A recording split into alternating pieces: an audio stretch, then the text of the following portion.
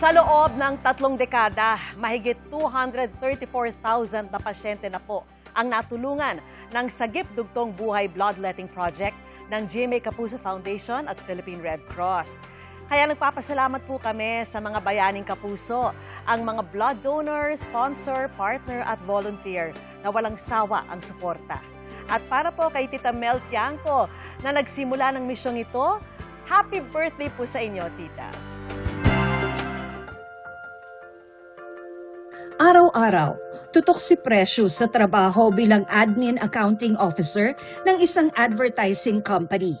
Pero sa labas ng trabaho, ginagampanan din niya ang isa pang tungkulin bilang bayaning kapuso. Promise ko sa sarili ko noon, itutuloy-tuloy ko yun hanggang sa kaya ko na makakapag-donate ako. Ang pagtulong sa pamamagitan ng pagbibigay ng dugo, isang misyong isinasabuhay ni Tita Mel Tiangco mula pa 1996. Ngayon, 3 dekada na itong nagbibigay pag-asa sa mga nangangailangan.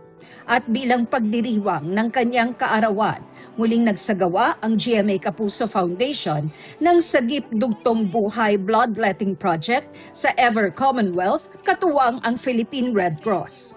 Napupunta yan primarily sa ating mga kidney cancer champions. Ang ibibigay na dugo ay malinis at saka dumaan sa masusing process ng Red Cross. Isa po ito sa pinakamalaking blood donation drive. Sinisiguro namin na itong mga dugo na ito ay makakarating po sa iba't ibang ospital. Sa kabuuan, nakalikom tayo ng 1,462 blood bags.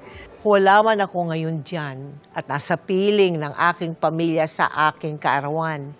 Gusto kong ipaabot sa ating mga blood donors ang aking pagpupugay sa aking kaarawan.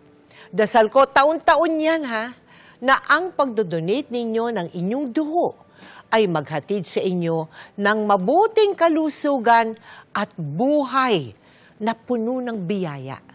Sa tulong naman ng ating sponsors, nakapagbigay tayo ng pagkain at freebies sa successful blood donors. Nagkaroon din ng libreng bone scan. Nagbigay saya rin ang ilang performers.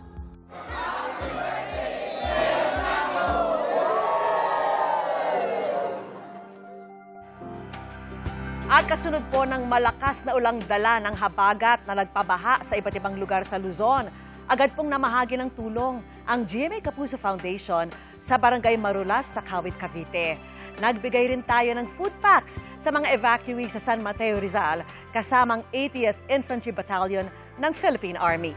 Bukas naman tutungot po tayo sa Montalban, Rizal.